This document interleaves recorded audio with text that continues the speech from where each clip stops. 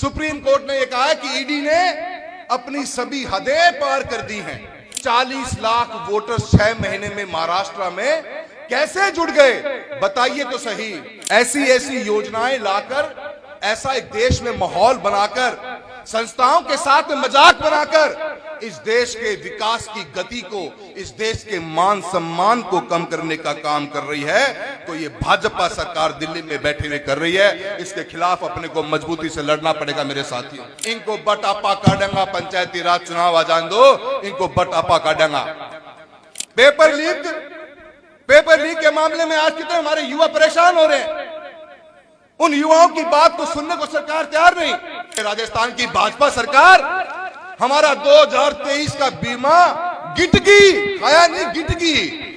Chaudhary defence academy Chirawa, यहाँ तैयार होते हैं वो योद्धा जो सरहद पर सीना तान कर खड़े होते हैं। एनडीए, एयरफोर्स और नेवी, हर मोर्चे की तैयारी एक ही जगह। अगर दिल में है देश के लिए जज्बा, तो चौधरी डिफेंस एकेडमी चिड़ावा है तुम्हारा अगला कदम। देखो, सबने बात करी है, मैं बहुत बहुत धन्यवाद अध्यक्ष महोदय आपका देना चाहूंगा कि संभाग स्तर से लेकर जिला से लेकर तहसील लेवल तक आपने बहुत तरीके से प्रभारियों को लगाकर कांग्रेस को मजबूत करने का काम किया और कांग्रेस की मजबूती जमीन पर नजर आने लग गई है। यह मैं आपको पूरा विश्वास दिला सकता हूं। यह मजबूती के साथ आगे बढ़ रहे हैं और पार्टी के वरिष्ठ नेतृत्व ने, राहुल गांधी जी ने जो ऐलान किया, संविधान बचाओ रैली, ये संविधान बचाओ रैली को अपने को समझना बहुत जरूरी है। सबने अपनी अपनी बातें कही है, मैं ज्यादा उसके ऊपर विस्तार से नहीं जाऊंगा, पर 2-4 बातें अवश्य कहना चाहूंगा। मित्रों, ये हमारा नहीं, ये हमारे आने वाले कल का बहुत बड़ा चिंता का विषय है। ये हमारे आने वाली जनरेशंस का, हमारे आने वाले बच्चों के भविष्य का बहुत बड़ा चिंता का विषय है। तो उसको चिंता के अंदर अपने को जागरूक भी उसी हिसाब से होना पड़ेगा और ये आवाज गांव-गांव तक पहुंचनी चाहिए। इस मंशे के साथ में रैली निकाली गई है। समझना पड़ेगा, इस देश के अंदर सबसे बड़ी कोई चुनौती आज की तारीख में है, वो चुनौती मीडिया की है, वो चुनौती खबर की है। एक गांव में बैठा हुआ एक आम आदमी जिसके घर में टीवी मोबाइल सब आ गया है, वो घंटों घंटों मोबाइल पे टीवी पे रहता है, समाचार ही उस तक नहीं पहुंच पाता।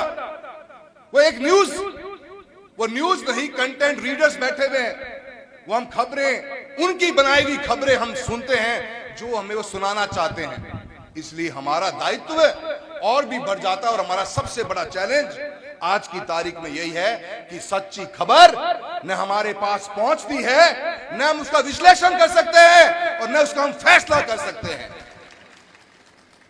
फैसला हम कांग्रेस के कार्यकर्ताओं को उसी मजबूती के साथ लेकर आगे बढ़ना पड़ेगा। संस्थाएं के बाद संस्थाएं, उनको पर प्रश्न चिन्ह लग गया है। आज ही सुप्रीम कोर्ट ने ईडी के लिए क्या कहा है? तमिलनाडु के अंदर शराब की दुकानों के केस के ऊपर सुप्रीम कोर्ट ने यह कहा है कि ईडी ने अपनी सभी हदें पार कर दी हैं। आज हमारे नेतृत्व राहुल गांधी जी जो बार बार मुद्दा पार्लियामेंट में उठा रहे हैं कि 40 लाख वोटर्स 6 महीने में महाराष्ट्र में कैसे जुड़ गए, बताइए तो सही। बताने के लिए कोई तैयार नहीं है। ये चिंता अपने लिए है, ये बच्चों के लिए है। सोचना पड़ेगा अपने को। ऐसी ऐसी योजनाएं लाकर, ऐसा एक देश में माहौल बनाकर, संस्थाओं के साथ में मजाक बनाकर इस देश के विकास की गति को, इस देश के मान सम्मान को कम करने का काम कर रही है, तो ये भाजपा सरकार दिल्ली में बैठे हुए कर रही है। इसके खिलाफ अपने को मजबूती से लड़ना पड़ेगा मेरे साथियों। राजस्थान के हालात, अभी बुढ़ानिया साहब ने बड़ी मजबूती के साथ बात कही है। पिक एंड चूज की राजनीति चल रही है। जिन लोगों को इस राजस्थान की चूरू जिले की धरा ने नकार दिया, वो लोगों की जिंदगी के साथ मजाक बनाने का काम किया है। इस पंचायती राज के पुनर्गठन के अंदर बट काटने का काम कर रहे हैं। ये फौजी साहब सही कह रहे हैं, इनको बटापा काटेंगा, पंचायती राज चुनाव आ जान दो, इनको बटापा काटेंगा। पेपर लीक के मामले में आज कितने हमारे युवा परेशान हो रहे हैं। उन युवाओं की बात को सुनने को सरकार तैयार नहीं। किस मुद्दे को लेकर चुनाव में गई थी, क्या वादा किया गया था, क्या वो वादा पूरा हुआ? कोई वादा पूरा नहीं हुआ और कितने युवाओं के भविष्य के साथ खिलवाड़ करने का काम कर रहे। अध्यक्ष महोदय, मैं आपसे निवेदन करूंगा, टीकाराम जी आप बैठे हुए, राजस्थान का ये चूरू जिला है। हमने फसल बीमा के अंदर ऐतिहासिक काम किया है। हम बीते हुए 7 साल में 8,000 करोड़ रुपए का क्लेम ले चुके हैं और ये राजस्थान की भाजपा सरकार हमारा 2023 का बीमा गिटगी खाया नहीं, गिटगी। हम तरसते रह गए।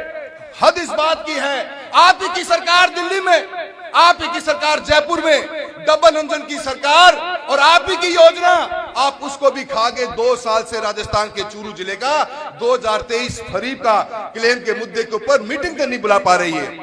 2021 का क्लेम था हमारा 750 करोड़ रुपए का। कृष्णा जी बैठी है, बुढ़ानिया साहब बैठे हैं, हमारे इंडिया गठबंधन के साथी जो आज यहाँ लोग मणिपुर का मैं नाम जरूर लेना चाहूंगा, सबने लड़ाई लड़ी और 2021 का क्लेम जिसके अंदर कुछ कमियां रह गई थी, अशोक गहलोत की सरकार ने उन कमियों को खत्म करके दोबारा स्टैक की मीटिंग बुलाई और यह फैसला लिया गया कि चूरू जिले का क्लेम सैटेलाइट के आधार पर नहीं, क्रॉप कटिंग के आधार पर दिया जाएगा और 750 करोड़ का क्लेम वह भी या सरकार गिटगी या किसान और किसानी ने गिटनो चावा है, अपन ने लड़नो पड़ेगो, जद जाके अपनी पार पड़ेगी। मेरे युवा साथियों, किसान कौम के लोग बैठे हुए हो, गरीब लोग के लोग बैठे हो, मैं आपसे कहना चाहता हूं, और ये चूरू शहर के लोग बैठे हुए, 2 मिनट का समय लूंगा अध्यक्ष महोदय। मैं बात कम ही बोल ली है तो मैं कहते करना ना देखियो, नयो हूं, सांसद भी तो हूं, 8 विधायक मेरे साथ हैं तो थोड़ी बहुत मेरे कहते देख लियो। अगर से नगर का हमारा आरोपी बन रहा है, इस आरोपी के लिए लड़ाई हमने लड़ी।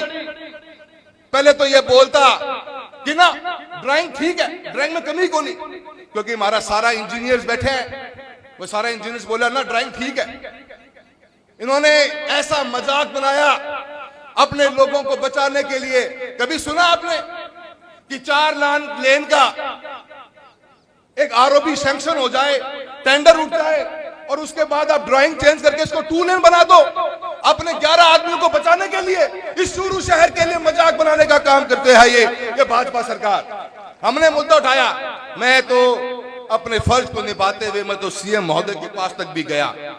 मैंने कहा आपके द्वारा ड्राइंग किए गए और आपके द्वारा चुने गए जिनको जनता ने नकार दिया है, वो अपनी खुद की पर्सनल राजनीति के फायदे के लिए इस चूरू जिले की, इस चूरू शहर की 1.5 लाख की जनता के साथ मजाक बनाने का काम करना चाहते हैं। इसको रोकिए। घोषणा कर दी पर आज तक भी उस काम के बारे में कोई चर्चा को नहीं। रुपया 100 करोड़ चाहिए और चूरू शहर, चूरू जिला वो 100 करोड़ पे लेकर रहेगा और एलिवेटेड रोड हमारी बन के रहेगी। इसको लड़ाई को भी अपने को लड़ना पड़ेगा। मित्रों, मैं आप सभी का बहुत बहुत धन्यवाद देता हूं। आप इतनी बड़ी मात्रा में और पूरे जिले से आए हैं सब लोग, सबने आपके एक आह्वान पे अध्यक्ष महोदय रफीक भाई साहब आपने दोनों ने एक बार आह्वान किया और सब लोग इस जिले के अलग अलग कोनों से चलकर इस मीटिंग को कामयाब करने के लिए आए हैं। अंधेरों बहुत हो रहे हैं पर यह लड़ाई लंबी है, अपनी को नहीं, अपने आने वाले बच्चों के भविष्य की है, अपने को लड़नी पड़ेगी। सभी का बहुत बहुत धन्यवाद। जय हिंद, जय भारत।